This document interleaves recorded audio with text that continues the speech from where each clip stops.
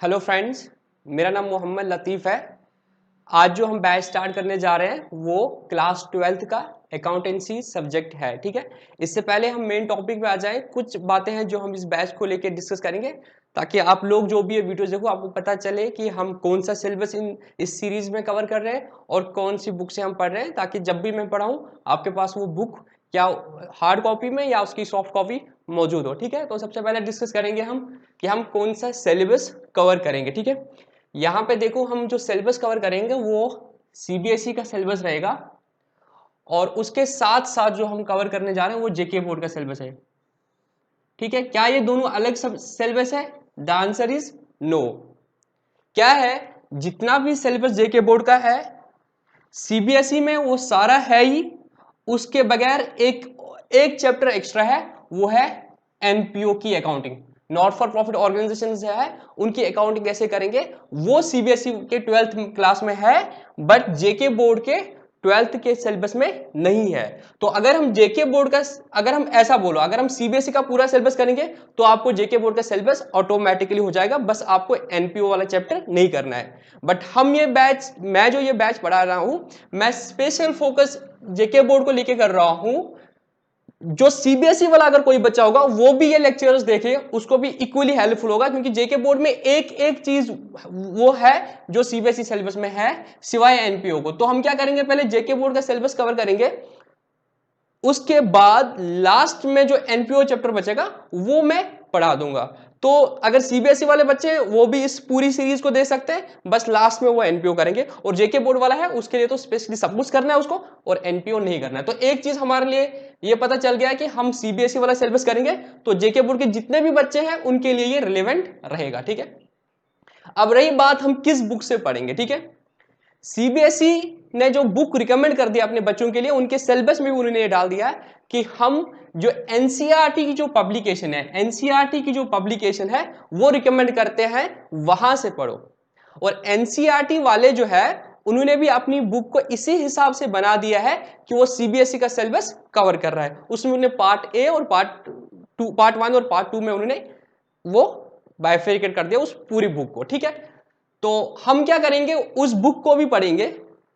ये बुक आपको कहां पे मिलेगी? ये आपको अपने बुक सेलर जो आपके नजदीक में है उनसे मिलेगी। उनको सीधे बोले एनसीईआरटी की जो टेक्स्ट बुक है अकाउंटेंसी के लिए वो दे दो, नहीं तो जो मैंने इस वीडियो का डिस्क्रिप्शन है वहां पे लिंक दे दिया, वहां पर आपको ये पूरी बुक मिलेगी, तो आप उसका सॉफ्ट कॉपी डाउनलोड कर सकते हो। उसके साथ साथ हम कौन सी बुक से करेंगे, क्योंकि मैं जेके बोर्ड को पढ़ा रहा हूं तो जेके बोर्ड के लिए जो कल्याणी पब्लिशर्स की रिकमेंडेड बुक है, इनफैक्ट जो कल्याणी पब्लिशर्स ने बुक पब्लिश की है स्पेशली फॉर जेके बोर्ड, वो बुक भी हम इसमें कवर करेंगे। तो यहां पे अगर कोई सीबीएसई का बच्चा है उसको बिल्कुल घबराने की बात नहीं है, क्योंकि हम इस एनसीईआरटी वाली बुक के भी क्वेश्चंस इलस्ट्रेशंस करेंगे। मैं जो एग्जांपल्स दूंगा वो ऐसे डेवलप करूंगा जो उस एनसीईआरटी वाली बुक से कवर हो जाएगा। ठीक है, तो ये दोनों बुक्स हमारी कवर हो जाएगी। बट अगर जेके बोर्ड वाला खाली देख रहा है तो वो कल्याणी वाली पब्लिशर्स वाली बुक साथ में ले सकता है। तो जहां जहां मैं बोलूंगा एनसीईआरटी से मैंने ये क्वेश्चन किया है तो वो एनसीईआरटी वाली बुक से कर देगा। ठीक है, तो दोनों बुक्स कवर हो जाएगी। सीबीएसई वाला चाहे तो इस बुक को उसने छोड़ना है, उसको इसकी कोई जरूरत नहीं है, वो एनसीईआरटी वाली बुक से ही पढ़ ले। मैं वो उसी के एग्जांपल्स दूंगा, उसके बगैर अगर कुछ होगा तो मैं वो पूरा क्वेश्चन यहां पे डाल दूंगा। ठीक है, तो घबराने की बिल्कुल बात नहीं है। तो ये दोनों बुक्स है जो हम कवर कर देंगे। ठीक है, उसके बाद अब जेके बोर्ड वाले सिलेबस पर सीबीएसई वाला सिलेबस में छोड़ देता हूं। उसमें ये तो सारा कवर हो रहा है, सिर्फ एक एक्स्ट्रा है एनपीओ। ठीक है, तो वो अपने सिलेबस खुद देंगे। तो जेके बोर्ड के बच्चों के लिए मैं बताना चाहूंगा यहाँ पे कि आपका जो पेपर है वो 100 मार्क्स का है। कितने मार्क्स का है? 100 मार्क्स का है। और उसको उन्होंने क्या कर दिया है, जेके बोर्ड वालों ने 3 पार्ट्स में डिवाइड कर दिया, part A, part B, part C. ठीक है, पार्ट ए में उन्होंने 2 चैप्टर्स रख लिए आपके, एक पार्टनरशिप, मतलब पार्टनरशिप की अकाउंटिंग तुम्हें सिखाएंगे, और कंपनी की अकाउंटिंग। ठीक है, पार्ट बी में उन्होंने आपको सिखाया फाइनेंशियल स्टेटमेंट का एनालिसिस कैसे करेंगे और कैश फ्लो स्टेटमेंट कैसे बनाएंगे। और आपका जो पार्ट सी रहेगा वो आपका प्रोजेक्ट वर्क रहेगा, जो आपको अपने स्कूल वाले करा देंगे, इसकी कोई टेंशन नहीं लेनी है। अगेन मैं आपको बताऊंगा ये प्रोजेक्ट वर्क यहां पर है, ये इसमें आपका 2 तरह से रखा है, इंटरनल और एक्सटर्नल। इंटरनल मतलब आपका स्कूल में एग्जाम लिएगा जिसके 5 मार्क्स हो गए, और एक्सटर्नल आपके 15 मार्क्स होंगे। और बिलीव में ये प्रोजेक्ट वर्क भी जो होगा वो फाइनेंशियल स्टेटमेंट एनालिसिस के बेसिस पर ही होगा, ठीक है, इसी में से आ जाएगा। और एक्सटर्नल में शायद ये चीज है कि आपको एक केस स्टडी दी जाएगी जिसको आपको पूरा जर्नल से लेके बैलेंस शीट तक बनाना पड़ेगा और सारे वो चीज, मतलब अगर आपने अकाउंटेंसी बाकी चीज पढ़ी है तो आप इन 20 मार्क्स को भी कवर सकते हो। तो हमारी जो ये सीरीज रहेगी इसमें हम इस 20 मार्क्स को नहीं करेंगे क्योंकि ये आपको स्कूल और एग्जामिनेशन कंटेक्स्ट में है, जबकि ये चीज जो है वो आपका एग्जामिनेशन कंटेक्स्ट में तो है ही, बट आपके कैरियर के लिए भी बहुत जरूरी है, ठीक है। ये हर स्कूल के लिए अलग हो सकता है, ठीक है, तो इसको हम नहीं करेंगे, बट ये अगर आप इन चीज को अच्छे से करोगे ये आपको ऑटोमेटिकली हो जाए, ठीक है। तो अगर आप देखोगे 100 में से 20 मार्क्स चले गए, बचे 80 मार्क्स जो हम यहां पे इन लेक्चर्स में पढ़ लेंगे, ठीक है, और 80 मार्क्स का ही आपका पेपर आ जाएगा। वो 80 मार्क्स का पेपर क्या होगा, 35 मार्क्स आपके पार्टनरशिप में से पूछे जाएंगे, 25 मार्क्स कंपनी में से, और फाइनेंशियल स्टेटमेंट की एनालिसिस और कैश फ्लो स्टेटमेंट से आपके 20 मार्क्स होंगे, ठीक है। ये रही आपकी सिलेबस की बात, ठीक है। अब मैं आपको बताता हूं कि ठीक है, अब अकाउंटेंसी तो पढ़ रहे हो आप लोग, अभी हम देखेंगे आप लोगों ने क्या किया है आज तक, ठीक है, क्योंकि जहां आपने 11th में छोड़ दिया है अब आपका कोर्स जो है वहां से स्टार्ट हो रहा है, ठीक है। तो हम याद करेंगे 11th में आपने क्या पढ़ा, जब आपने 10th के बाद डिसाइड कर दिया कि आपको कॉमर्स लेनी है, ठीक है, तो आपका सबसे पहला सब्जेक्ट जो था अकाउंटेंसी, तो आपने अकाउंटेंसी पढ़ ली। उसमें आपने क्या सीखा सबसे पहले कि हमें अकाउंटेंसी की अकाउंटेंसी क्यों जरूरत है, क्यों अकाउंटिंग पढ़नी होती है, ये सारा चीज उसमें सीख लिया था आपने। फिर आपने अकाउंटिंग की कुछ बेसिक टर्म्स सीखी थी, ठीक है, एसेट क्या होता है, लायबिलिटी क्या होता है, कैपिटल, ये सारी टर्म्स आपने सीखी। फिर आपने कुछ अकाउंटिंग के कंसेप्ट्स पढ़ लिए, रूल्स पढ़ लिए। फिर आपने सीखा कि हम जर्नल एंट्री कैसे करते हैं, ठीक है, जर्नल एंट्री कैसे करते हैं, तो आपने सबसे पहले सीखा जर्नल बनाना, ठीक है। फिर आपने वहां पे जर्नल के रूल्स पढ़े, ट्रेडिशनल अप्रोच से debit word comes in, credit word goes out, real account का रूल, वो सारा कुछ आपने यहां पे सीखा। तो आपने बेसिकली क्या सीखा कि हम जर्नल एंट्री कैसे करते हैं। सबसे पहला चीज आपने अकाउंटिंग में यही सीखा कि हम किसी भी ट्रांजैक्शन की जर्नल एंट्री कैसे करेंगे।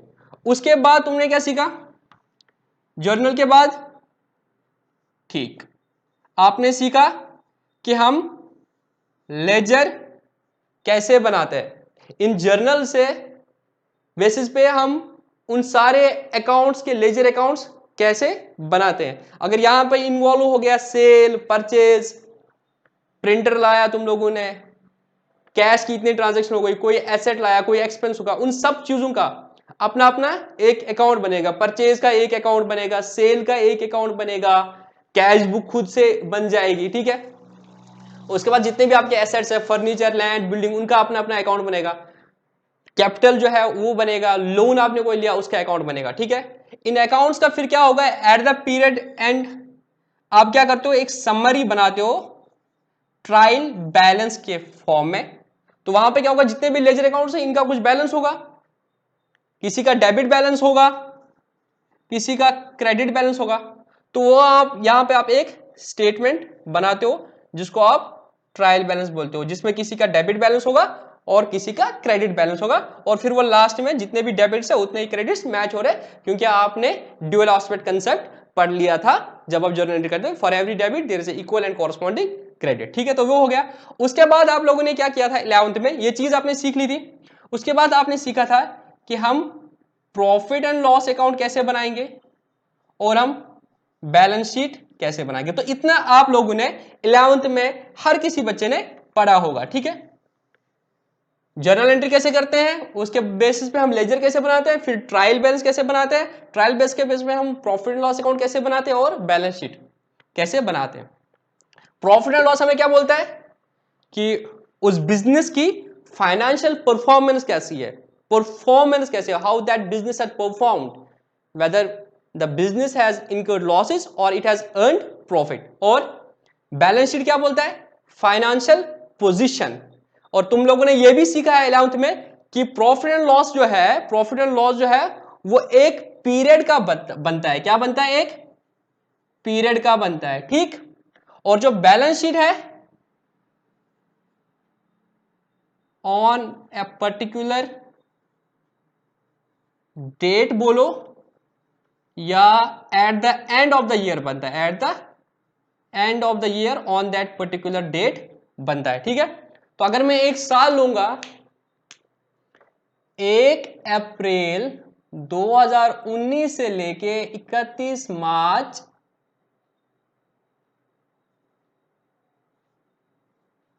2020, तो जो मैं प्रॉफिट लॉस बनाऊंगा वो इस पूरे पीरियड का बनेगा जो मुझे बता गया कि प्रॉफिट कितना हुआ है, ठीक है, वो स्टेटमेंट बता देगा।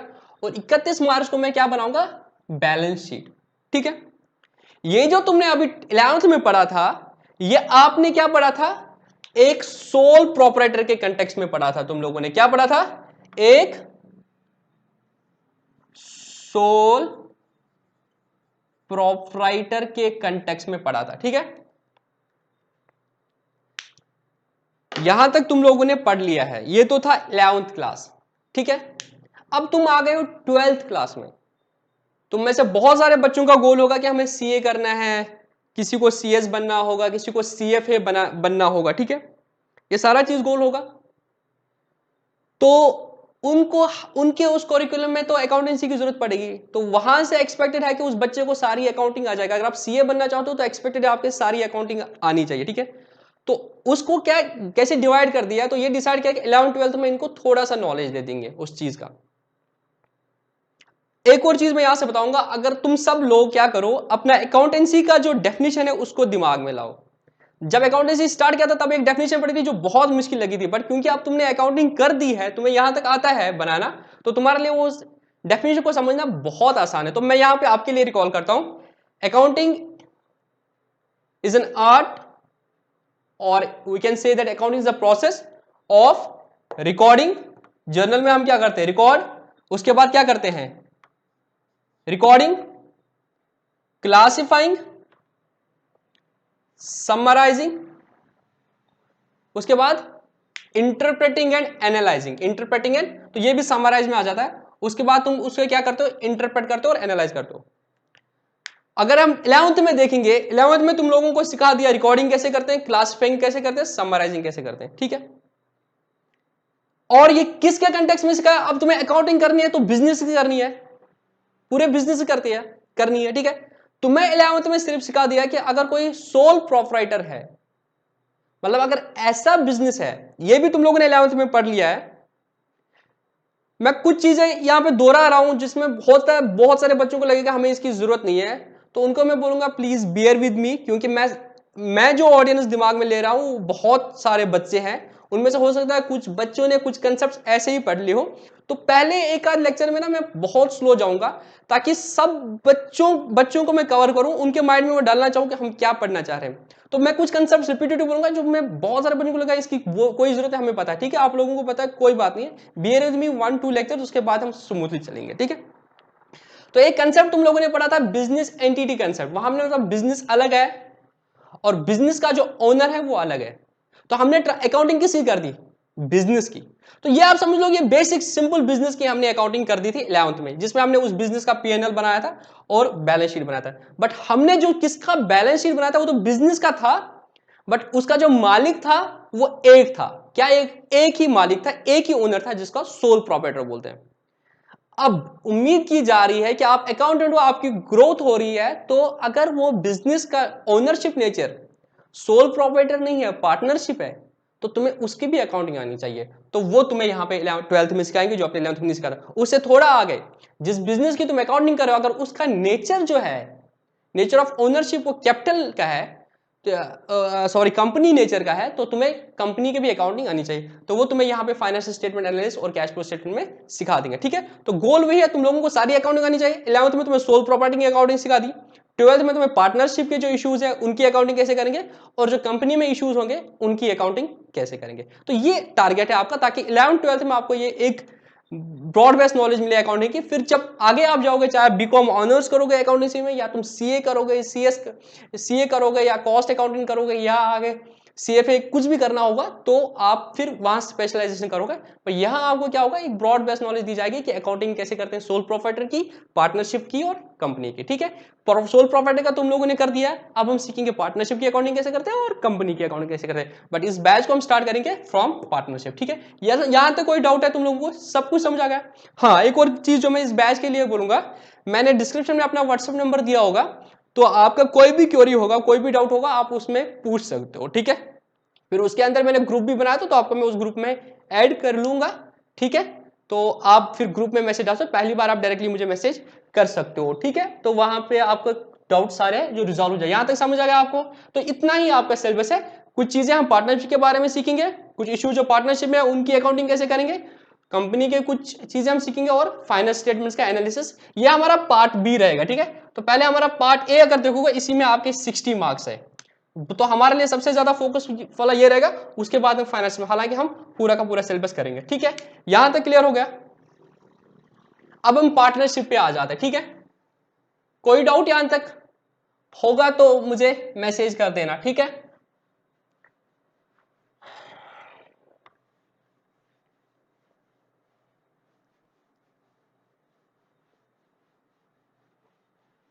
आई होप कि आप सब बच्चों को ना जर्नल एंट्री करना आता है। अगर आपको जर्नल में भी कोई दिक्कत है तो मैं 11th तक जो लेक्चर्स रिकॉर्ड कर रहा हूं उसमें जो बेसिक लेक्चर्स होंगे वो आप लोग देख लेना। और अगर कुछ नहीं तो मैं, अगर आपके पास टाइम हो तो जो मैंने 11th का पहला लेक्चर है ना अकाउंटेंसी का, इंट्रोडक्शन टू अकाउंटिंग, वो देख लेना, क्योंकि उससे ना आपको थोड़ा सा समझ आएगा कि हम जो अकाउंटिंग पढ़ रहे हैं क्यों पढ़ रहे हैं। मेरे लिए पास करना है, वही आपका ऑब्जेक्टिव नहीं होना चाहिए, ठीक है। पास तो अभी हालत ऐसे ही, क्या पता आपको ऐसे ही पास करेंगे, बट अगर आपको आगे सीए करना है, आपको अपने फंडामेंटल्स यहाँ पे स्ट्रॉन्ग करने पड़ेंगे, क्योंकि जब आप सीए का एंट्रेंस दोगे, सीए फाउंडेशन, उसमें आपको वही फंडामेंटल्स आपको टेस्ट किए जाएंगे।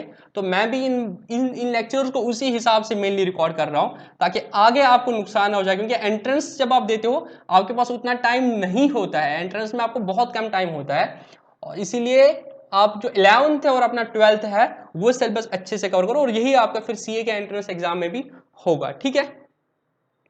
तो अगर आपका जर्नल वीक है तो जो मैं 11th की सीरीज कर रहा हूं उसमें से पहले कुछ लेक्चर्स है वो आप देख लेना, ठीक है। और फिर भी कोई डाउट होगा, क्योंकि मैं यहाँ पे जो एज्यूम करूंगा कि आपको जर्नल एंट्री करना आता है, कुछ चीजें होगी मैं आपको बता दूंगा, ठीक है, जो कॉम्प्लिकेटेड होगी उनकी एंट्री कैसे, बट बेसिक मुझे मैं एज्यूम कर रहा हूँ कि आपको अकाउंटिंग जर्नल करना आता है। नहीं आता है, किसी से सपोज मिस हुए थे, वो 11th अच्छे से नहीं पढ़ पाया, तो मुझे मैसेज कर लेना, ठीक है।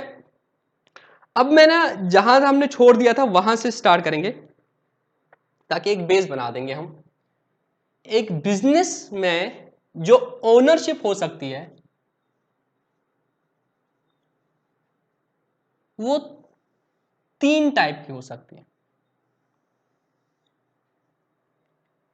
मैं एक एग्जांपल दे लेता हूं, मैं अपना एग्जांपल देता हूं। सपोज मैंने डिसाइड किया कि मुझे बिजनेस करना है, मैंने डिसाइड कर दिया कि मुझे बिजनेस करना है, और जो मैं 11th में एग्जांपल देता हूं वही मैं होता ना, मैंने डिसाइड किया कि मैं रेडीमेड गारमेंट्स का एक शोरूम खोलूंगा, ठीक है। तो ये मेरा शोरूम है, ये मैंने रेडीमेड गारमेंट्स का शोरूम खोला। तो इसके लिए जितना भी पैसा चाहिए, जिसको हम क्या बोलते हैं, करेक्ट, कैपिटल बोलते हैं, वो कैपिटल मैंने खुद से लगा दी, वो कैपिटल मैंने खुद से लगा दी। सपोज मैंने 5 लाख लगा दी, इस बेसिस पे मैंने काम स्टार्ट कर दिया, और तुम इसके अकाउंटेंट थे तो तुमने बिजनेस की अकाउंटिंग कर दी, इस बिजनेस की अकाउंटिंग कर दी। कोई भी ट्रांजेक्शन नहीं, तुम उसका journal ledger trial balance profit and loss बनाया, ठीक है। फिर जो प्रॉफिट आया, तुमने क्या कर दिया, जब तुम लोगों ने बैलेंस शीट बना दी, जब तुम लोगों ने बैलेंस शीट बना दी, तुमने क्या कर दिया, सपोज इस एग्जांपल को मैं इधर लिख रहा हूं, ये मेरा बिजनेस था, तो इसमें मैंने इन्वेस्ट कर दिया 5 लाख रुपया, जिसको तुमने कैपिटल का, तुमने फिर इसकी पूरी अकाउंटिंग कर दी। फिर तुम्हें प्रॉफिट एंड लॉस जो आया, वहां पे क्या हुआ, 1.5 लाख का प्रॉफिट हुआ। इस प्रॉफिट को आगे तुम लोग क्या करते हो, याद करो, जिसने भी कर लिया है फाइनेंशियल स्टेटमेंट्स, क्या करते हो फिर इस प्रॉफिट लॉस को, उसके बाद तुम लोग बैलेंस शीट बनाते हो। जब तुम बैलेंस शीट बनाते हो, यहां से एसेट्स होते हैं, यहां से कैपिटल होती है, तुम बोलते हो सपोज ओपनिंग कैपिटल 5 लाख थी, ठीक है। कैपिटल ऐसे बोलोगे कैपिटल 5 लाख है, इसको ऐड करते हो तुम प्रॉफिट 1.5L, ठीक है, ये 6.5L आया। उसमें से अगर बिजनेस से कोई पैसा इसने निकाल दिया ओनर ने, उसको ड्राइंग बोलते हो, तो आप बोलते हो अब इसकी कैपिटल कितनी रही, 5.7L। यहां पे बाकी लायबिलिटीज आएंगी, अदर लाइबिलिटीज आगे, यहाँ पे एसेट्स आएंगे। इस तरह से बोलते हो कि इस बिजनेस की जो फाइनेंशियल पोजीशन है वो इस तरह से, ये बैलेंस शीट है। क्या बोलती है? फाइनेंशियल पोजीशन, कि इस बिजनेस के एसेट्स इतने हैं, इस बिजनेस की लायबिलिटीज इतनी है, और इस बिजनेस में मालिक का पैसा 5.7 है। कैसे कर दिया? तुमने प्रॉफिट लॉस बनाया बिजनेस का, जर्नल लेजर ट्रायल बैलेंस करके तुमने बोला कि इस बिजनेस का जो प्रॉफिट आया वो 1.5 लाख आया। अब क्योंकि इसका मालिक एक है, हम इस प्रॉफिट को किसकी कैपिटल में ऐड करेंगे? मालिक की कैपिटल में ऐड करेंगे। तो हमने बोला मालिक ने 5 लाख लगाए थे, अब जो प्रॉफिट होगा किसको देंगे? इस मालिक को देंगे, इसके नाम पे रखेंगे इस बिजनेस में। और इसने जो यहां से निकाल दिया उसको ड्राइंग बोलते हैं, उसको लेस किया, तो हमने बोला मालिक के पैसे अब बिजनेस में 5.7 लेके। तो ये बताना एग्जांपल था, मतलब ये था यहाँ पे कि जब तुम सोल प्रोप्राइटर की बुक्स बनाते हो तो मतलब जब तुम हम बिजनेस की बुक्स बनाएंगे, सोल प्रॉपर्टी की नहीं, मैंने गलत बोला, बिजनेस की बुक्स बनाते हो, अगर उसका नेचर सोल प्रॉपर्टर का, तो जितना भी प्रॉफिट आएगा वो तुम उसकी कैपिटल में ऐड कर लेते हो। तो ये आएगा जब ओनरशिप हो सकती है बिजनेस की, वो हो सकती है सोल प्रॉपर्टर की। ठीक है, समझ आया यहां तक? फाइन। तो हमने बिजनेस की अकाउंटिंग करनी है, ये बात याद रखना, भूलना नहीं। बिजनेस की अकाउंटिंग कर दी, वहां से जो प्रॉफिट आया उसको हमने उसकी कैपिटल में ट्रांसफर कर दिया। बिजनेस एंटिटी से बिजनेस अलग है, बिजनेस में अलग है, तभी जो ड्राइंग्स थी वो उसकी वहां से लेस कर दी थी, उसने जो पैसा दिया था हमने बोला था बिजनेस में पैसा का, और बैलेंस शीट बना दी जो हमें बोल रहा है इस बिजनेस का। बैलेंस शीट भी बिजनेस का है, ओनर का नहीं है। तो बिजनेस के एसेट्स कितने हैं, बिजनेस की लायबिलिटीज की है, बिजनेस में ओनर का कितना कैपिटल है, ये सिंपल हो गया। अब प्रॉब्लम क्या होगी ना, मेरे पास टाइम बहुत कम है। अब मैंने क्या किया, मेरे से वो बिजनेस अकेले से हैंडल नहीं हो रहा है, या एक रीजन ये हो सकता है, या मैं उसको बड़े लेवल पे करना चाहता हूं जो मुझे लगता है कि अकेले नहीं कर सकता हूं। तो मैं क्या करता हूं ना, मेरा एक फ्रेंड है, मैं उसको बोलता हूं हम दोनों मिल के बिजनेस करेंगे, हम दोनों मिल के बिजनेस करेंगे, सेम बिजनेस करेंगे रेडीमेड गारमेंट्स का। अब थोड़ा ब्रॉडर स्केल पे करते हैं, थोड़ा बड़ा सा सोच के कर लेते हैं, ठीक है। तो अब हम क्या होंगे, 2 बंदे होंगे। अब 2 बंदे रह गए इस बिजनेस में, ठीक है। अगेन वही बिजनेस सेम है, सेल परचेज वही सेम है, बट अब बिजनेस में क्या है, मैं तो हूं ही और मेरा फ्रेंड है। तो मैं इसको बोलता हूं भाई मैं भी पैसे देता हूं, निकालता हूं, तू भी पैसे निकाल, इस बिजनेस में लगाएंगे और काम करेंगे, ठीक है। तो इसको बोलते हैं पार्टनरशिप। क्या बोलते हैं, क्या बोलते हैं इसको? पार्टनरशिप। तो from the perspective of the ownership, business sole proprietor हो सकता है, पार्टनरशिप होता है। तो 2 बंदे डिसाइड करती है, 2 या 2 से ज्यादा, वो डिसाइड करते हैं हम एक साथ काम करेंगे, ज्वाइंट नहीं करेंगे, जिसको हम उर्दू में शिराकत बोलते हैं, ठीक है। तो इन्हें डिसाइड किया था हम शिराकत में काम स्टार्ट करेंगे, तो इसको हम बोलेंगे पार्टनरशिप। बट तुम लोगों ने तो अकाउंटिंग बिजनेस की करनी है, तुम बोलोगे कि सर जो जो लेजर जर्नल वो तो इस बिजनेस का तो बनेगा, वो तो जैसे इधर बन रहा था वैसे भी इधर बनेगा, प्रॉब्लम क्या है? मैं बोलूंगा ठीक है, कोई प्रॉब्लम नहीं है, जैसे यहां पे जर्नल लेजर ट्रायल बैलेंस बन रहा था वैसे ही पार्टनरशिप का भी जर्नल लेजर ट्रायल बैलेंस बनेगा। क्यों? In fact profit and loss account भी बनेगा। क्यों? अकाउंटिंग बिजनेस ही करते हैं, बिजनेस तो सेम रहा ना, तो अकाउंटिंग भी सेम रहेगी। तो ओनरशिप चेंज होने से अकाउंटिंग चेंज नहीं हो जाएगी, जैसे अकाउंटिंग हम यहां पे करते थे बिजनेस की, वैसे यहां पे भी होगी। तो journal ledger trial balance profit and loss account same बनेगा। प्रॉब्लम क्या आएगी? प्रॉब्लम आएगी जब यहां पे मुझे 1.5 लाख का प्रॉफिट निकला था, सोल प्रोप्राइटर में जब मुझे 1.5 लाख का प्रॉफिट निकला था, तो मैंने क्या किया था, इस 1.5 लाख को उठा के इस ओनर के अकाउंट में ट्रांसफर कर दिया था, फाइन, क्योंकि एक ही मालिक था। बट यहां पे क्या है, 2 मालिक है, यहां पे क्या है, मैं 2 बोल रहा हूं, 2 से ज्यादा भी हो सकता है, जब हम आगे फीचर्स ऑफ पार्टनरशिप वहां में डिटेल में पढ़ेंगे। बट अभी मैं समझाना चाहता हूं आपको कि पार्टनरशिप की अकाउंटिंग क्यों करनी है, जबकि हमने तो बिजनेस की अकाउंटिंग करनी है, और बिजनेस तो सेम है, जो भी ओनरशिप का नेचर हो। देखो प्रॉब्लम कहां पे आ रही है, यहां तो प्रॉफिट 1.5 लाख था तो हमने इसको दे दिया, पर यहां पे जब पार्टनर्स है, इस 1.5 लाख को मुझे दिया जाएगा या उसको दिया जाएगा, ठीक है। तो ये कुछ चीजें इश्यूज आ रहे हैं, these are advanced, आप समझने की कोशिश कर रहे हो, these are the advanced issues from the issues which are now not there in the business in which the ownership is of the nature of sole proprietor। तो वहां की अकाउंटिंग तो बहुत सिंपल है, बट जो ही तुम पार्टनरशिप में आ रहे हो तो transactions between the firm and the partners जो आ रही है, ठीक है, उनकी अकाउंटिंग कैसे करें, तो वो थोड़ा सा एडवांस लेवल है, वो तुम्हें यहाँ पे दिया जा रहा है, और कंपनी में इससे थोड़ा ज्यादा एडवांस होगा।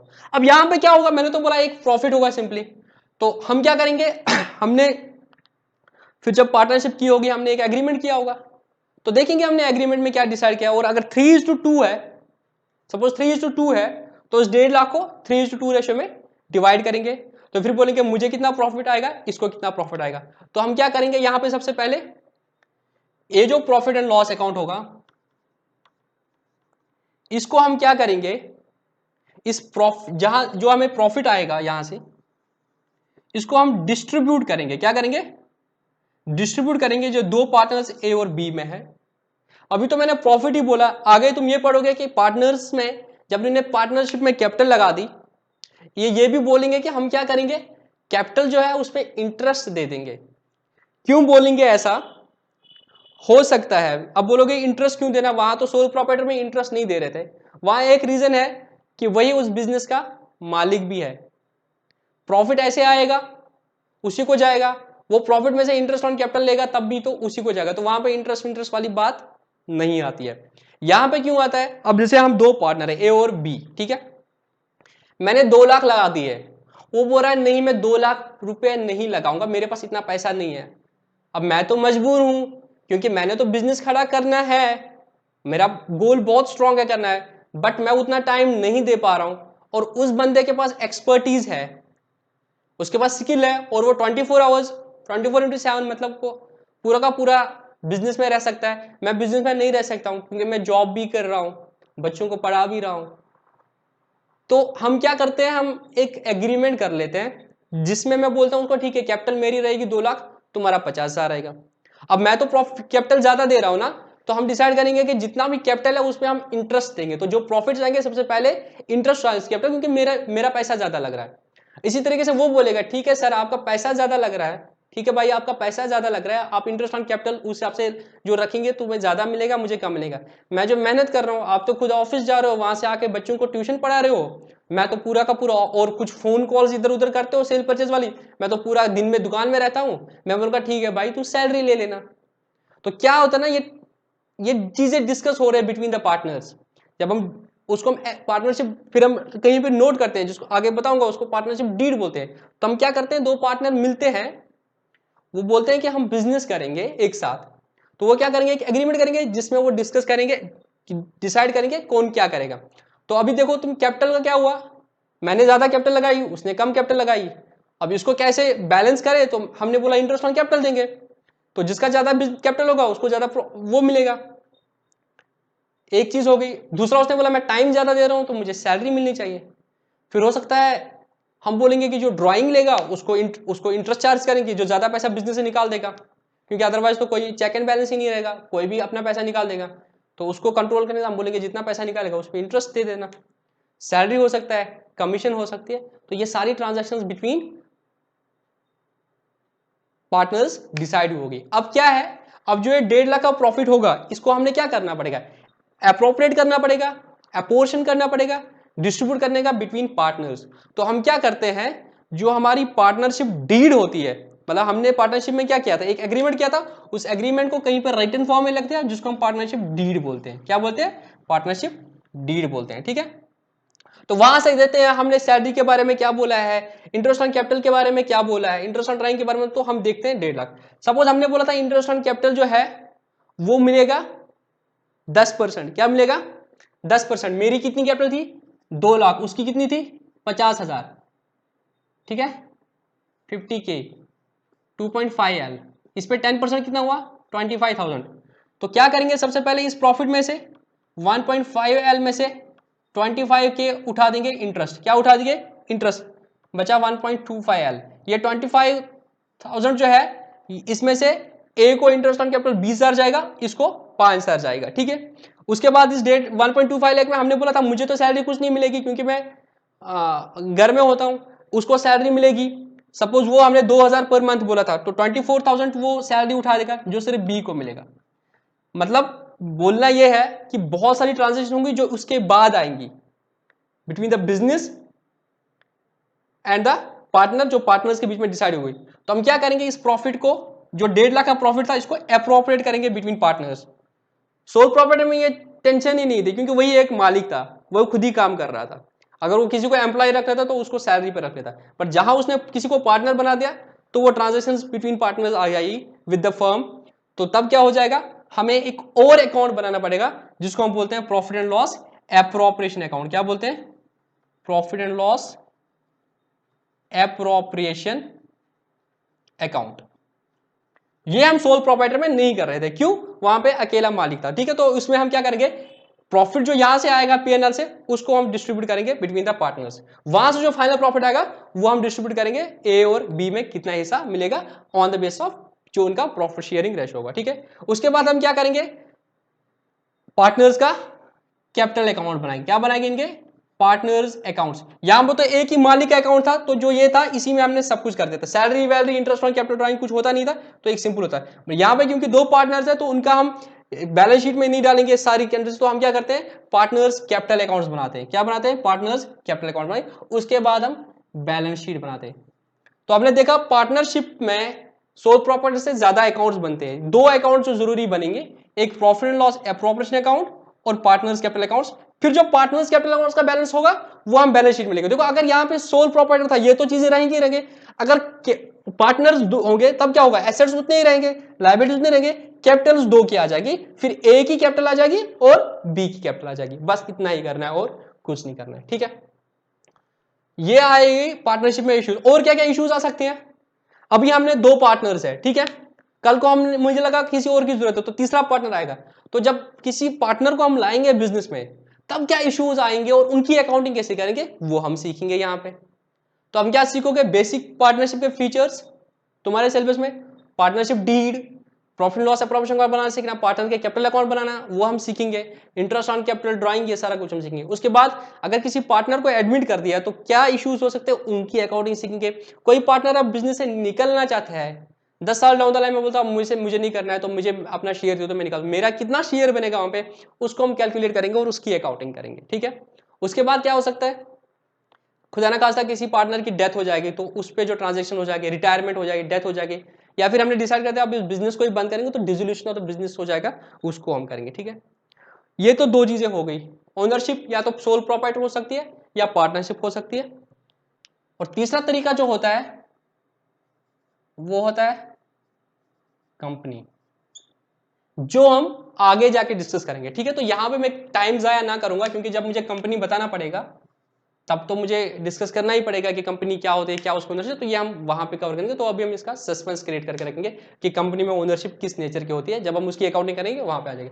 तो अभी हमारा फोकस जो रहेगा वो पार्टनरशिप की अकाउंटिंग रहेगी, क्योंकि हमने देखा इसके हमारे 35 मार्क्स है, तो बहुत इंपॉर्टेंट है हमारे लिए पार्टनरशिप की अकाउंट। बिलीव मी, ये आपको सीए अभी तक जो सीए करिकुलम है ये आपको सीए फाउंडेशन में भी आएगा और सीए इंटरमीडिएट में भी आएगा, तो बहुत इंपॉर्टेंट है इसके बेसिक्स समझना, ठीक है। तो हम आराम से इसके फीचर्स, इसके बेसिक्स समझेंगे पूरा। और 12th के लिए भी तुम्हारे पास 35 मार्क्स है, सीए फाउंडेशन के लिए भी इंपॉर्टेंट है और सीए इंटर के लिए भी इंपॉर्टेंट, ठीक है। तो कंपनी के बारे में अभी ओनरशिप कैसे क्या होता है वो मैं अभी नहीं बताऊंगा, जब आगे आएंगे वहां पे मैं पूरे एग्जांपल से समझा दूंगा, ठीक है।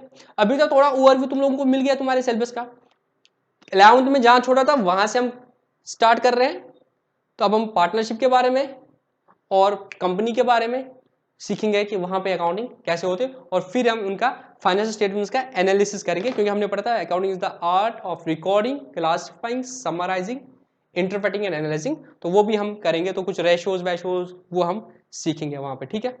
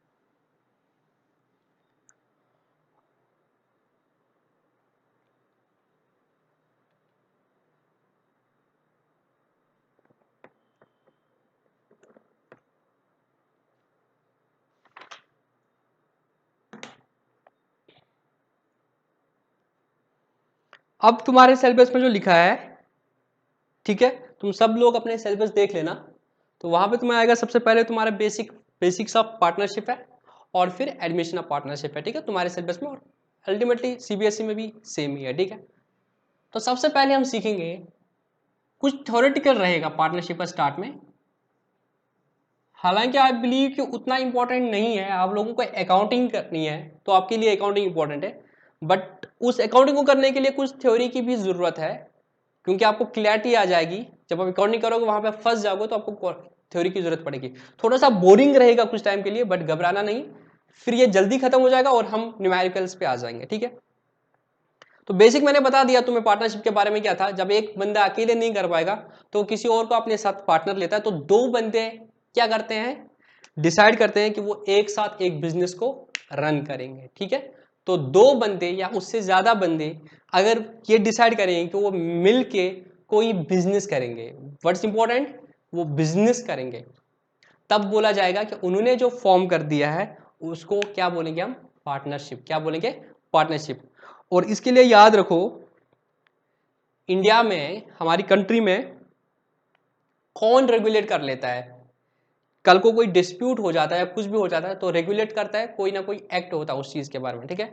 तुम लोग पढ़, जब तुम आगे आओगे सीए में, तुम या तुम एलएलबी करोगे, तुम लॉ के बारे में पढ़ोगे, ठीक है। एक होता है कंट्रैक्ट एक्ट, जब दो बंदे आपस में कंट्रैक्ट करेंगे तो वहां पे इश्यूज आ जाएंगे, हम कब मानेंगे सेल परचेज हो गया तो क्या, किसकी क्या लाइबिलिटीज हो गया, कुछ लोगों में लड़ाई हो जाएगी तो डिस्प्यूट हो जाएगा, तो कंट्रैक्ट एक्ट को रेफर किया जाएगा, ठीक है। इसी तरह से पार्टनरशिप को रेगुलेट करने के लिए एक एक्ट बना दिया गया इंडिया में, जिसका नाम है इंडियन पार्टनरशिप। ये तुम लॉ में पढ़ोगे आगे, अगर तुम सीए फाउंडेशन भी करोगे तो वहां पे आपको लॉ है, इंडियन पार्टनरशिप एक्ट 1932। तो ये पार्टनरशिप्स के लिए, पार्टनरशिप के बारे में बोलता है, ठीक है। पार्टनरशिप में जो इश्यूज हो जाएंगे उनको कैसे रिजॉल्व हो जाएगा। प्रॉब्लम क्या है ना, अगर दो बंदों ने डिसाइड किया कि हम बिजनेस करेंगे, एक तरीका ये है कि हम एग्रीमेंट करेंगे और एग्रीमेंट में ए टू जेड कवर करेंगे कि प्रॉफिट्स हो जाएंगे, ऐसे डिस्ट्रीब्यूट करेंगे, ठीक है, इंटरेस्ट ऑन कैपिटल इतना होगा, इंटरेस्ट ऑन ड्रॉइंग इतना रहेगा, सैलरी ये रहेगा, बैंक अकाउंट ये बंदा करेगा, मतलब बहुत सारी जितनी भी चीज़ होगा हम उसको ड्राफ्ट करेंगे। सपोज उसमें हम उतना अच्छे तरीके से ड्राफ्ट नहीं कर पाए, कोई चीज़ साइलेंट है, कल को डिस्प्यूट होगा तो क्या हो जाएगा, कोर्ट में केस चला जाएगा। या हम दोनों ने बिजनेस कर दिया, ऐसे समझ लो हम दोनों ने बिजनेस कर दिया, और हमने तो क्या किया होगा, किसी किसी पार्टी से माल लिया होगा जो हमारा क्रेडिटर होगा, और कल को हम उस, या बैंक से लोन लिया, अब वो लोन किसने लिया, पार्टनरशिप में ले लिया ना, जिसमें दो पार्टनर्स है, और हम लोन नहीं दे रहे। अभी जो सोल प्रॉपर्टर था, अगर वहां पे लोन नहीं दे पा रहा तो क्या बैंक मेरे पास आ जाता। अब यहाँ पे क्या है, हम दो पार्टनर है, वो मुझसे पैसे लेगा, उससे पैसे लेगा, दोनों से लेगा, क्या करेगा, वो मेरे पास आ रहा है, मैं बोल रहा हूँ उससे ले ले, क्योंकि लोन वोन को वो लिया था, मैं नहीं कहता, वो बोल रहा है मैं तो पार्टनरशिप हम तो पार्टनर्स हैं, हम तो पार्टनरशिप में तो दोनों देंगे, मैं ही क्यों दूंगा। तो डिस्प्यूट हो जाते हैं तो कोर्ट में केस चलेगा, तो कोर्ट वाले में जो जज होता है वो किसी लॉ के अराउंड अकॉर्डिंगली फैसला देता है ना, तो इसके लिए एक लॉ बना गया है, एक एक्ट बना दिया गया है, जिसका नाम है इंडियन पार्टनरशिप एक्ट। कल को कोई भी डिस्प्यूट होगा तो उस एक्ट को रेफर किया जाएगा, ठीक है। तुम पढ़ोगे आगे इसको बहुत डिटेल में, अभी हम उतनी चीजें इस एक्ट की पढ़ेंगे जो हमारे 12th के अकाउंटिंग के लिए रिलेवेंट है। तो ये एक्ट सबसे पहले क्या करता है, ये डिफाइन करता है कि पार्टनरशिप क्या होता है। क्या डिफाइन करता है ये, पार्टनरशिप क्या होता है। तो ये बोलता है this is a relationship, partnership is a relation between two और more persons, relation between two or more persons who have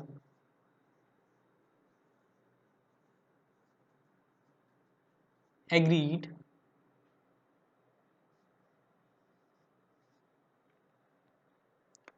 for what, to share profits of the business, board में कवर हो रहा है, हाँ हो रहा है। अब मैं यहाँ पे लिखूंगा carried on by all or any of them acting for all। कुछ वर्ड्स को मैंने यहाँ पे कैप्स में लिखा क्योंकि they are the features of the partnership, definition में फीचर्स है। तो पार्टनरशिप एक्ट बोलता है कि पार्टनरशिप क्या है, पार्टनरशिप एक रिलेशनशिप है बिटवीन टू, दो या दो से ज्यादा बंदे, उन्होंने क्या किया है, डिसाइड किया है, हु हैव एग्रीड, उनने आपस में एक समझौता किया है, एग्रीमेंट कर दिया है, डिसाइड कर दिया है कि हम क्या करेंगे, शेयर करेंगे प्रॉफिट्स। क्या करेंगे, प्रॉफिट्स किसके, एक बिजनेस के, एक बिजनेस के। मतलब दो या दो बंदे, mister A and mister B have decided to enter into a partnership to share the profits of this business. Readymade garment का जो अभी प्रॉफिट होता है वो सारा मुझे मिलता है। अब उन्होंने डिसाइड किया, हम दो बंदे, हमने डिसाइड कर दिया, हम दो बंदों ने, कि हम इस बिजनेस को करेंगे और वहां से जो प्रॉफिट होगा आपस में शेयर करेंगे। और ये बिजनेस जो होगा कैरीड ऑन बाय ऑल, या तो हम दोनों इस बिजनेस में रहेंगे, और any of them acting for all, या दोनों में से एक या जितने भी हो उनमें से एक एक्टिंग फॉर ऑल, सबके लिए जो काम करेगा। अब देखो जो मैंने एग्जांपल दी थी, क्या इस पे फिट हो रहा है, तो हम बोलेंगे वो पार्टनरशिप है। मैंने बी को बोला मेरे साथ काम कर दे इस रेडीमेड गारमेंट बिजनेस में, तो बिजनेस है, हम दो बंदे हैं, हमने डिसाइड कर दिया कि हम बिजनेस एक साथ करेंगे, और क्या डिसाइड किया, वहां से जो प्रॉफिट आएगा हम दोनों शेयर करेंगे in our profit share ratio. और उसमें क्या कर रहे हैं, या तो हम सारे बिजनेस करेंगे, मतलब मैं भी रहूंगा दुकान पे, वो भी रहेगा। हम, मेरी एग्जांपल ऐसा नहीं था, मेरी एग्जांपल क्या था, any of them acting for all. Any of them सिर्फ वो रहेगा दुकान पे, बट वहां पे वो जितने भी कंट्रैक्ट्स करेगा, आई एम इक्वली बाउंड। ठीक है, this is the definition of the partnership. समझ आया, दो बंदे, उन्होंने डिसाइड कर दिया है, एग्रीमेंट कर दिया है कि हम एक बिजनेस करेंगे, वहां से जो प्रॉफिट्स आएंगे उसको शेयर करेंगे। बिजनेस ये इंपॉर्टेंट है, कैरीड ऑन बाय ऑल, या तो दोनों रहेंगे दुकान पे, दोनों कंट्रैक्ट्स करेंगे। मतलब कंट्रैक्ट मतलब क्या था, कोई भी ट्रांजैक्शन करना है, that's a contract on the behalf of the firm, carried on by all और any of them acting for all. This is the definition of partnership. बहुत सिंपल है, बहुत सिंपल है। और वो एग्जांपल मेरी वाली ले लो, उसको यहाँ पे फिट करो तो सारा समझ आएगा। ठीक है, इसको मैं आगे अभी बताता हूं इसका कंसेप्ट क्या है। ठीक है, ये है डेफिनेशन ऑफ पार्टनरशिप। ठीक है, यहां पे कोई डाउट? ठीक है, तो सबसे इंपॉर्टेंट क्या है, इसमें एक चीज याद रखनी है, वो जो पार्टनर्स है, वो पर्सन जो मिले हैं, वो जो दो पर्सन है जो मिले हैं, उनको हम बोलते हैं पार्टनर्स। क्या बोलते हैं, पार्टनर्स। तो जब हम पार्टनर्स बोलेंगे तो मैं समझ आना चाहिए, वो जो बंदे हैं जो जिन्हें डिसाइड कर दिया, जिन्हें एग्रीमेंट कर दिया, उनको बोलते हैं पार्टनर्स। ठीक है, और जिस बिजनेस को वो कर रहे हैं, ठीक है, जिस नाम पे वो करेंगे उसको बोलते हैं फर्म। क्या बोलते हैं, फर्म। ठीक है, जैसे हम बोलते हैं पार्टनरशिप फर्म। ठीक है, समझ आया यहां तक? तो ये तीन चीजें हैं, कलेक्टिवली उसको फर्म बोलते हैं। इसमें एक बात याद रख लेना तुम लोग, हालांकि तुम्हारे लिए उतना रिलेवेंट नहीं है अभी, बट मैं बताता हूँ आपको। जब कोई भी एग्रीमेंट होता है, जब तुम कोई कंट्रैक्ट एक्ट पढ़ोगे, उसमें लिखता होता है कि कौन दो बंदे आपस में कंट्रैक्ट कर सकते हैं। ठीक है, वादा जो बोलते हैं हम, ठीक है, वादा करना और उसको फिर पूरा कर देना। तो हम कोई भी चीज़ करते हैं उसको बेसिकली हम कंट्रैक्ट बोलते हैं। जब हम सेल और परचेज करते हैं, देखा जाए तो एक कंट्रैक्ट होता है। तो कंट्रैक्ट एक्ट हमारा 1872 है, सॉरी। तो उसमें एक इंपॉर्टेंट चीज़ है जो यहाँ के रिलेवेंट है, एक माइनर जो है, एक माइनर, ये जो मैंने और उस बंदे ने एग्री कर दिया ना कि हम एग्रीमेंट करेंगे ना, तो हम कंट्रैक्ट कर रहे हैं। क्या कर रहे हैं, एक कंट्रैक्ट कर रहे हैं, एक मुआहदा कर रहे हैं कि हम इस बिजनेस को एक साथ करेंगे, वहां से जो प्रॉफिट और लॉस होगा, प्रॉफिट बोलते हैं शेयर द प्रॉफिट, कि हमारा अल्टीमेट गोल होता है प्रॉफिट करना, बट लॉस, प्रॉफिट कमाना, लॉस भी हो सकता है, तो loss is implied in it. तो हम जो कंट्रैक्ट करते हैं इसके लिए इम्पॉर्टेंट है हमारी कंट्री में, हमारे कंट्रैक्ट में बोलता है कि वो जो बंदा है जो भी कंट्रैक्ट करेगा he should be major, army वाला मेजर नहीं, मेजर एज, मतलब वो माइनर नहीं होना चाहिए। 18 years is the age limit, ठीक है, 18 साल से ऊपर होना चाहिए वो, उसको मेजर बोलते हैं, वही कंट्रैक्ट कर सकता है। तो जो 18 साल से कम है उसको क्या बोलते हैं, माइनर। कंट्रैक्ट एक्ट बोलता है कि माइनर तो कंट्रैक्ट नहीं कर सकता है। जब एक माइनर कंट्रैक्ट नहीं कर सकता है तो क्या वो पार्टनरशिप में पार्टनर बन सकता है? The answer is no. क्यों? क्योंकि वो कंट्रैक्ट ही नहीं कर सकता है, तो he cannot agree to share the profits which includes the losses, क्योंकि वो तो कंट्रैक्ट नहीं कर सकता है। कल को कोर्ट में केस लगा उससे तो पैसे नहीं लिए जा सकते हैं, क्योंकि he is not the person of sound mind, अलग बात आएगी, बट वो कंट्रैक्ट के हिसाब से वो उस कैटेगरी में नहीं आता, वो कंट्रैक्ट करते हैं, तो ही इज नॉट लाइबल। तो ठीक है, तो हम ये बात इंपॉर्टेंट है, minor can not be partner in the business, but he can be partner for profits only, ठीक है। बट जब हम पार्टनर बोलेंगे तो उसका मतलब प्रॉफिट लॉस सब कुछ हो सकता है, बट माइनर क्योंकि वो कंट्रैक्ट नहीं कर सकता कंट्रैक्ट के हिसाब से, तो वो पार्टनर ऑफ द फर्म नहीं हो सकता, बट सिर्फ हम उसको प्रॉफिट्स के लिए रखते हैं, उसके लिए भी कुछ स्पेशल रीजंस है, उस पर हो सकता है। बट जब हम शेयर प्रॉफिट बोलते हैं इट इंक्लूड्स लॉसेस आल्सो। अभी मैं बता दूंगा पार्टनरशिप के फीचर्स, ठीक है, तो ये बेसिक चीज रही, ठीक है, अभी तक इतना ही समझ लो, इस पार्टनरशिप का डेफिनेशन मैंने बोल दिया। अब हम पार्टनरशिप के फीचर्स पढ़ेंगे, ठीक है। देखो बिलीव मी, पार्टनर ये अब मैं क्यों बोल रहा हूँ, ये तो आपका थ्योरी है, अदरवाइज उतना इंपॉर्टेंट ये है भी नहीं, ठीक है। अब इंपॉर्टेंट दूसरी चीज जो आ गई वो इसी डेफिनेशन में लूंगा, ठीक है। पार्टनरशिप के कंसेप्ट नंबर 1, ये तो आपका डेफिनेशन जो था, ठीक है। अगर पॉइंट नंबर 1 करेंगे आज का, हमने क्या किया, डेफिनेशन, ठीक है, पार्टनर्स का समझ आया। पार्टनर्स का, पार्टनरशिप का डेफिनेशन क्या है, दो बंदे जो एग्री करते हैं या दो से ज़्यादा बंदे जो एग्री किए कि हम एक बिजनेस करेंगे, वहाँ से प्रॉफिट शेयर करेंगे, और बिजनेस या तो सारे करेंगे मिलके दुकान पे रहेंगे, या हम में से एक बंदा सबके ब्याह पे एक्ट करेगा। अब हम पार्टनरशिप के फीचर्स पढ़ेंगे, क्या पढ़ेंगे, फीचर मैं यहाँ ही लिखूंगा क्योंकि वो इसी में से सारे निकलेंगे, ठीक है। वो अगर छोटे हो जाएंगे कोई बात नहीं है। और तुम बच्चों को मैं एक चीज़ बोलूँगा, तुम लोग क्या कर देना,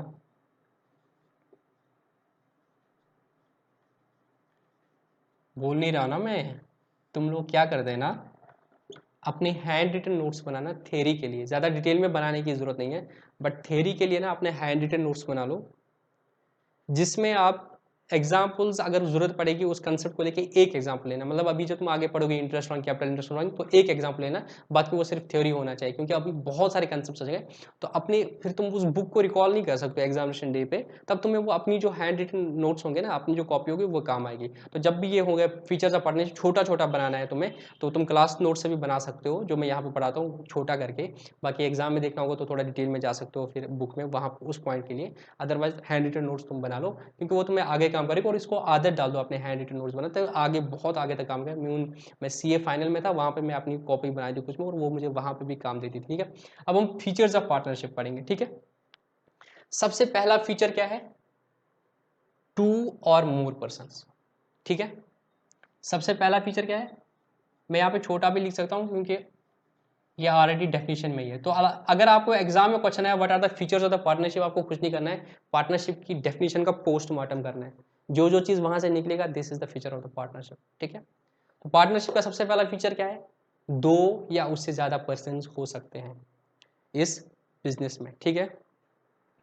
तो सोल प्रोप्राइटर में एक रहेगा, to form a partnership necessary to have at least 2 persons, to have at least 2 persons, ठीक है। और मोर मतलब ज्यादा, 2 या 2 से ज्यादा, 2 से ज्यादा तो कुछ भी हो सकता है, इन्फिनाइट हो सकता है, fine, that can be partnership,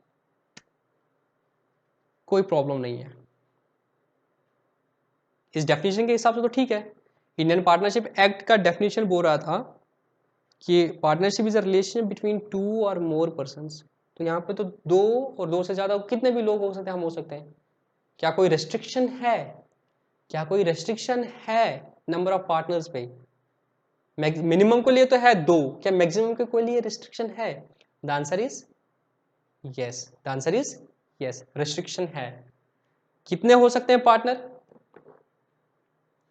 minimum 2, maximum 50, minimum 2, maximum 50। देखो एक तो सिंपल है कि मैं बोलूंगा मिनिमम 2 मैक्सिमम 50, भूल जाओ इस चीज को।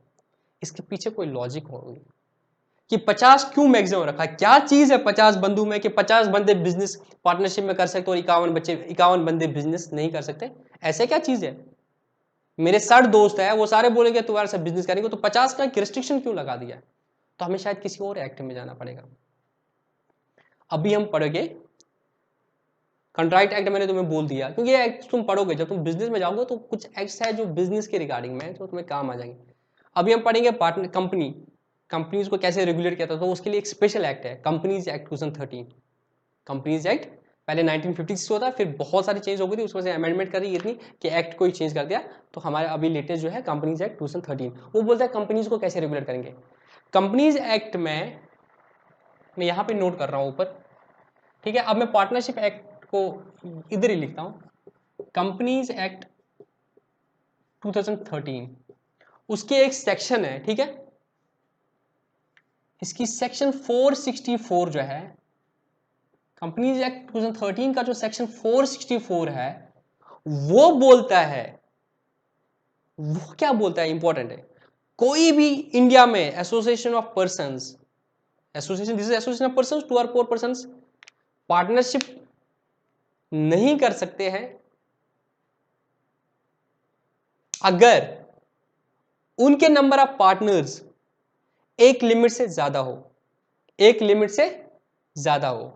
अगर उससे ज्यादा वो पार्टनर्स हो गए, वो बोलेंगे यार ये तो कंपनीज एक्ट है, तो ये पार्टनर्स के बारे में क्यों बोल रहा है? देखो वो ब्यूटीफुली क्या चीज बोल रहा है, वो बोल रहा है अगर एक वो उसमें एक लिमिट बोल रहे हैं, वो मैं बताता हूं आगे लिमिट क्या है। वो बोल रहे हैं अगर इससे ज्यादा बंदे डिसाइड करेंगे ना कि हमें एक काम करना है गलतली, इंडिया में बोलेंगे कि इतने सारे बंदे, उससे ज्यादा बंदे बोलेंगे कि हमें काम इकट्ठे करना है, वो in the form of AOP, in the form of partnership नहीं कर सकते हैं, they have to form a company. तो कंपनीज एक्ट 2013 के सेक्शन 464 ने यह रेस्ट्रिक्शन लगा दी कि अगर इस लिमिट से ज्यादा बंदे हों, इस लिमिट से ज्यादा बंदे हों, तो वो पार्टनरशिप नहीं कर सकते। तो तभी जाके हमें पार्टनरशिप में बोलना पड़ा कि पार्टनरशिप की स्पेशल ये होगी, वो इतने ही बंदे हो सकते, इससे ज्यादा होंगे तो हम इनको इंडिया में पार्टनरशिप नहीं बोलेंगे।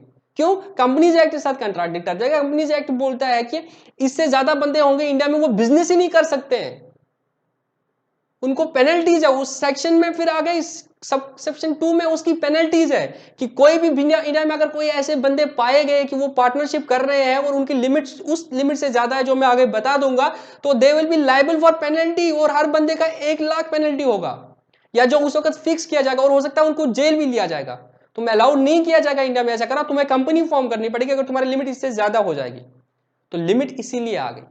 अब उन्होंने जो लिमिट बोली है, उन्होंने ये बात सेंट्रल गवर्नमेंट तक छोड़ी, जो सेंट्रल गवर्नमेंट ऑफ इंडिया होगी वो डिसाइड करेगी कि मैक्सिमम कितने बंदे रह सकते हैं पार्टनरशिप में। बट उन्होंने बोला एक्ट में कि वो किसी भी सूरत में 100 से ज्यादा नहीं हो सकते। तो कंपनीज एक्ट 2013 बोलती है कि इंडिया में अगर बंदे एक साथ बिजनेस करना चाहते हैं मैक्सिमम, और वो बोलते हैं कि हमें कंपनी नहीं बनानी है, तो वो मैक्सिमम 100 हो सकते हैं, या 100, या वो लिमिट जो सेंट्रल गवर्नमेंट बोलेंगे। बट वो लिमिट भी अगर सेंट्रल गवर्नमेंट जो बोलेगी, वो 100 से ज्यादा कभी नहीं बोल सकते जब तक कंपनीज एक्ट में चेंज नहीं आ जाएगा। तो इंडिया में ये रूल तो फिक्स्ड है कि 100 से ज्यादा बंदे पार्टनरशिप फर्म नहीं बना सकते हैं, वो business in the nature of partnership नहीं कर सकते। अगर 100 से ज्यादा बंदे डिसाइड करेंगे हम एक साथ काम करेंगे, उनको कंपनी बनानी ही बनानी होगी। अब उसको हम भूल जाते हैं। अब इन्होंने बोला एक्ट में 100 रहेगा, बट वो 100 इज द मैक्सिमम लिमिट, या जो सेंट्रल गवर्नमेंट नोटिफाई करेगी। अभी जो सेंट्रल गवर्नमेंट ने नोटिफाई कर दिया वो 50 है। तो एज ऑफ डेट इंडिया में अगर 50 से ज्यादा बंदे बोल रहे कि हम एक साथ बिजनेस करेंगे, मतलब ये मोर पर्सन अगर 50 तक है, तो वो पार्टनरशिप फर्म अपने आप को कहलाएंगे और पार्टनरशिप एक्ट उनके लिए एप्लीकेबल होगा, तो वो पार्टनरशिप में करेंगे। पर जो ही वो 50 से ज्यादा हो जाएगा, they will not be allowed to do business in India in the form of partnership. उनको उस बिजनेस के लिए कंपनी रजिस्टर करनी पड़ेगी, तब उनको बिजनेस करना पड़ेगा। समझ आई बात? तो अब ये कभी 50 भूलोगे नहीं। कंपनीज एक्ट को याद रखना, 100 वाली लिमिट को याद रखना, प्रेजेंट सिचुएशन 50 है। ये जाके अभी कुछ और भी हो सकता है। पहले होता था बैंकिंग के लिए 50 हो सकता है और नॉन बैंकिंग के लिए 10 हो सकता है, ऐसा कुछ था पहले, तो सारा खत्म हो गया। ठीक है, तो मिनिमम 2 होने चाहिए क्योंकि एग्रीमेंट तो 2 के बीच में होगा। और मैक्सिमम 50। ये 50 का लॉजिक समझ आया? ये एक चीज था जो जानना बहुत जरूरी था आपकी नॉलेज के लिए, ठीक है। 2 or more persons, उसके बाद क्या है? What have they done? They have agreed. They have agreed. तो एग्री पार्टनरशिप, मैंने क्या बोला, हम क्या करेंगे? पार्टनरशिप की डेफिनेशन का पोस्टमार्टम करेंगे, तो वो इसके फीचर आ जाएंगे। सबसे पहला फीचर 2 or more persons। दूसरी चीज they have agreed to share the profits. सबसे दूसरी चीज क्या आएगी? एग्रीमेंट। क्या आएगा इनके बीच में? इनके बीच में क्या आएगा? एग्रीमेंट। क्या आएगा? एग्रीमेंट। क्योंकि एग्री कर दिया तो ये दो या दो से ज्यादा बंदे, अभी हम हमारी एग्जांपल में 2 बंदे लेंगे। दे हैव एग्रीड, तो एक फीचर आएगा पार्टनरशिप का कि पार्टनरशिप में क्या होता है? एग्रीमेंट होता है। फीचर मतलब कैरेक्टरिस्टिक्स, क्या होता है उसमें, ठीक है। 2 या 2 से ज्यादा बंदे होते हैं। दूसरी चीज एग्रीमेंट होता है उनके बीच में। ये एग्रीमेंट जो है ना, ये नॉर्मली राइटिंग में होना चाहिए। क्या होना चाहिए? राइटिंग में। क्या होना चाहिए? देखो एग्रीमेंट है तो दिस इज एनफ, ठीक है, बट कायदे से एग्रीमेंट राइटिंग में होना चाहिए। क्यों होना चाहिए? To avoid dispute. To avoid dispute. ये ऑरल भी हो सकता है, वर्बल भी हो सकता है, मगर प्रॉब्लम आएगी अगर हमने अभी वर्बली सारा डिसाइड कर दिया था, बाद में क्या हुआ, मैंने उसको बोला था कि तुझे सैलरी क्यों दे, बोले क्या सर आपने तो बोल दिया था कि आप बिजनेस में रहोगे तो आपको सैलरी। मैंने कब बोला था? तो जरूरत है हम क्या करेंगे, उनको राइटिंग में करेंगे, जिसको हम पार्टनरशिप डीड बोलते हैं, जो हम आगे डिस्कस करेंगे, ठीक है। It should be in writing, तो but it can be oral also. Partnership act इस पे कुछ नहीं बोलता है, वो बोलता है ठीक है तुम लोग ओरल भी कर सकते हो, कोई दिक्कत नहीं है, ठीक है। 2 और 2 से ज्यादा परसेंट है, एग्रीमेंट है, और क्या है? What should be they doing? Business, ठीक है। तो तीसरा फीचर तुम्हारा आ जाएगा बिजनेस। मतलब अगर हम 2 से ज्यादा बंदे एक फ्लैट परचेज करते हैं, हमने फ्लैट परचेज कर दिया एज ए इन्वेस्टमेंट, तो that's not our business, and उसको हम पार्टनरशिप नहीं बोलेंगे। हम जॉइंट ओनर हो सकते हैं, को ओनर हो सकते हैं, हम उसको पार्टनरशिप नहीं बोलेंगे। पार्टनरशिप के लिए क्या है, हमें सेल परचेज ऑफ फ्लैट्स अगर हम डिसाइड करेंगे तो हमें वो बिजनेस होना चाहिए। तो बिजनेस जो पता है रेकरिंग नेचर का, वो सारा होना चाहिए। मेरे लिए हमने कहीं पे इन्वेस्टमेंट एक साथ कर दी, लैंड एक साथ खरीद ली, तो इन्वेस्टमेंट पर्पस के लिए या खुद के लिए, तो उसको हम बिजनेस, उसको हम पार्टनरशिप नहीं बोलेंगे। पार्टनरशिप बिजनेस के लिए होना चाहिए। और share the profits and losses. तो फोर्थ फीचर इज, अब मैं इधर ले लेता हूं, तुम लोग अपनी उस कॉपी पे लिख लेना, ठीक है। तो this is the D part, ठीक है, शेयर ऑफ प्रॉफिट्स, ठीक है, शेयर ऑफ प्रॉफिट्स, ठीक है, ये डी पार्ट है इसका। This is one of the character features, ठीक है, share of profits. If it includes, it's implied कि लॉस भी होगा तो वो दोनों भी शेयर करेंगे, but this is one of the feature. तो 3-4 हो गई। 2 और मोर पर्सन्स, 1 फीचर, एग्रीमेंट है उनके बीच में, सेकंड फीचर वो बिजनेस कर रहे हैं, this is the third feature, और फोर्थ फीचर इज वो प्रॉफिट शेयर करते हैं। अब सबसे इंपॉर्टेंट फीचर, सबसे important feature, carried on by all, या तो सारे काम करेंगे यहां पे कोई देंगे, और any of them acting for all, any of them acting for all. ये बहुत इंपॉर्टेंट है, ठीक है। मैं ये 2 चीजें रब कर रहा हूं अभी। ये हमारा ई वाला फीचर रहेगा, तो इसको मैं यहां लिखता हूं। इसको बोलते हैं हम म्यूचुअल एजेंसी। क्या बोलते हैं? Mutual agency. बहुत ही इंपॉर्टेंट फीचर है पार्टनरशिप का। म्यूचुअल क्या होता है? जो दोनों के बीच में हो, ठीक है, उसको म्यूचुअल बोलते हैं, ठीक है। हम बोलते हैं म्यूचुअल अंडरस्टैंडिंग, मतलब हम दोनों की रजामंदी थी। तो मतलब ये 2 है तो दोनों का है। एजेंसी, एजेंट का मतलब क्या होता है? किसी के बिहाफ पे काम करना, उसको बोलते हैं एजेंट। यहां पे क्या है? Mutual agency. थोड़ा सा तोड़ दूंगा मैं इसको, हमें ए और बी, तो हमारा पार्टनरशिप का फीचर है we both are mutual agents of each other. तो उसके लिए ना अगेन तुम्हें तोड़ के देखना पड़ेगा। जब तुम कॉन्ट्रैक्ट राइट्स पढ़ोगे वहां पे प्रिंसिपल एजेंट वाला कंसेप्ट पढ़ोगे धीरे पे, तो मैं बेसिकली बताता हूं। जब हम बोलते हैं किसी को तुम क्या हो, वो बोलता है मैं एजेंट हूं, मैं एजेंट हूं। एजेंट का मतलब क्या होता है? वो अपना काम नहीं करता है, वो किसी पे बिहाफ पे काम करता है, वो किसी का एजेंट है, किसी का एजेंट है। ट्रैवल एजेंट, ठीक है, तो उसकी खुद की गाड़ी नहीं है, वो किसी का एजेंट होता है, तो उसको उसके बेस पे कमीशन मिलती है। मेरे में सपोज ऐसा एग्जांपल ले लो, मैंने किसी को बोला यार तू मेरा एजेंट रहेगा माल बेचने में, बोले ठीक है मैं तुम्हारा एजेंट रहूंगा, तो वहां पे जो माल है वो मेरा है, वो मेरा क्या है, एजेंट। मैं प्रिंसिपल हूं, वो एजेंट है, मैं प्रिंसिपल हूं, वो एजेंट है। वो जो माल बेचेगा मेरे ब्याह पे बेचेगा, he will act on my behalf, he is my agent, I am the principal, fine. But partnership में क्या है, we are mutual agents of each other. वो मेरा एजेंट है, मैं उसका प्रिंसिपल हूं, वो मेरा प्रिंसिपल है, मैं उसका एजेंट हूं। That is carried on by all, या तो हम सारे प्रिंसिपल होंगे बिजनेस में, या any of them acting for all, any of them, उनमें से कोई एक है जो सबके ब्याह पे एक्ट करता है। मतलब जब बी ट्रांजेक्शन करेगा, बी खुद में प्रिंसिपल भी है, बी खुद में प्रिंसिपल भी है।